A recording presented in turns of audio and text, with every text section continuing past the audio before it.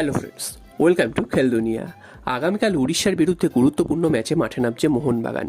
এই ম্যাচটা এই কারণেই গুরুত্বপূর্ণ কারণ এই ম্যাচ যে জিতবে সে কিন্তু লিগ শীর্ষে চলে যাবে এবং মোহনবাগানের কাছে আরও একটা বড় সুযোগ রয়েছে। এই ম্যাচটা যদি জিততে পারে লিগ শীর্ষে তো যাবেই, তার সাথে একটা ম্যাচ কম খেলে লিগ শীর্ষে থাকার সুবিধাটা পাবে মোহনবাগান।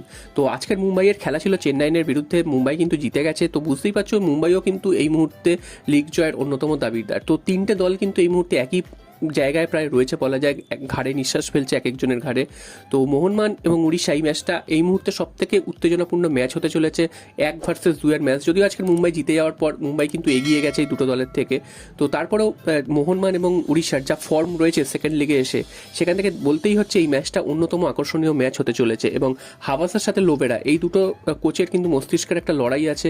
তো মোহনবাগান ফার্স্ট লিগের শেষ দিকে অনেকটাই পিছিয়ে পড়েছিল, সেই সময় কিন্তু মোহনবাগান একদমই ভালো খেলতে পারছিল না, তারপরে কিন্তু হার হয়েছিল এবং সেখান থেকে কিন্তু মোহনবাগান অনেকটাই নেমে গেছিল। তবে সেকেন্ড লিগে হাভাস কোচ হয়ে আসার পর কিন্তু মোহনবাগান আবার ঘুরে দাঁড়িয়েছে এবং আবার কিন্তু তাদের পুরনো ফর্মটা ফিরে পেয়েছে। তো এবার প্রশ্ন হচ্ছে যে মোহনবাগান কি কালকের ম্যাচে ব্র্যান্ডন হ্যামিলকে পাবে? তো তোমাদের জানিয়ে রাখি যে ব্র্যান্ডন হ্যামিলকে মোহনবাগান কিন্তু পাচ্ছে না, কারণ তার চোট লেগেছিল। তোমরা জানো যে তিনি দলের সাথে প্র্যাকটিসও করছিল। তবে আজকের কিন্তু ভুবনেশ্বর উড়ে যাওয়ার আগে ব্র্যান্ডন হ্যামিলকে নিয়ে যায়নি কোচ। তো বুঝতেই পারছো কালকেরও কিন্তু সেই মোহনবাগানের যারা ডিফেন্সে রয়েছে তাদের উপরই ভরসা রাখতে হবে। এবং দীপেন্দু বিশ্বাস তিনি কিন্তু যথেষ্ট প্রতিশ্রুতিমান প্লেয়ার, তিনি কিন্তু ভালো পারফরমেন্স করেছেন এর আগে।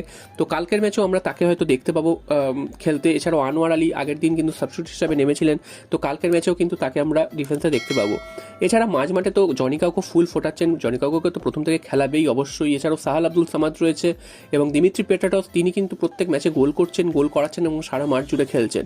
এবং আরমান্দো সাদিকো এবং জেসন কামিংস, এই দুজন প্লেয়ারের মধ্যে কাকে খেলাবে সেটা কিন্তু কালকেরই ডিসিশন হবে, কারণ এই দুজন প্লেয়ারের মধ্যে যে কোনো একজন প্লেয়ারকে হাভাস নামাতে পারেন। দুজনেরই কিন্তু যে খুব ভালো ফর্মে রয়েছে তা নয়, তবে দুজনই কিন্তু এই মুহূর্তে গোল পাচ্ছেন ভালো না খেলেও। তো তার জন্য কিন্তু যে কোনো একজন প্লেয়ারকে হয়তো প্রথমে নামানো হবে এবং সাবস্টিটিউট হিসাবে অপরজনকে নামানো হবে। তো এই হচ্ছে মোহনবাগানের মোটামুটি ফার্স্ট 11।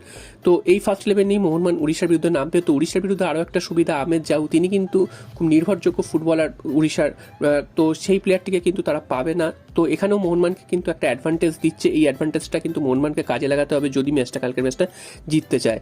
এবং উড়িষ্যার সাথে কিন্তু এএফসি কাপের প্রথম ম্যাচে 4-0 গোলের ব্যবধানে হারিয়েছিল। তারপর কিন্তু উড়িষ্যার বিরুদ্ধে দুটো ম্যাচ মোহনবাগান জয় পায়নি। একটা ম্যাচ তো যুবভারতী ক্রীড়াঙ্গনে 5 গোল খেয়েছিল এএফসি কাপের সেকেন্ড লিগের ম্যাচে, সেই তারপর কিন্তু মোহনবাগান ছিটকে যায় এএফসি কাপ থেকে। এবং আইএসএল এর প্রথম লিগের ম্যাচে সেটাও কিন্তু 2 গোলে পিছিয়ে থেকে একটা দুর্দান্ত কামব্যাক করেছিল মোহনবাগান আরমান্দো সাদিকুর জোড়া গোলে।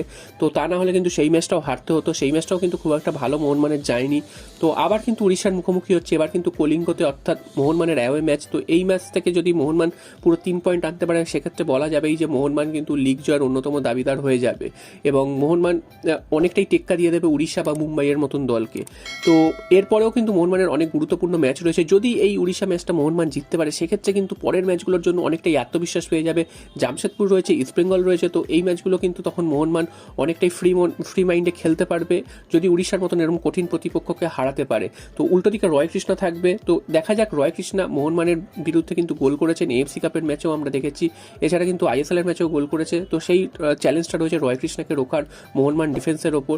তো শেষ পর্যন্ত কে শেষ হাসিয়ে আসে, হাভাস না লোবেরা, সেটাই কিন্তু দেখার। তবে মোহনবাগান যদি জিততে পারে সেক্ষেত্রে কিন্তু মোহনবাগান অনেকটাই এগিয়ে যাবে লিগ টেবিলে।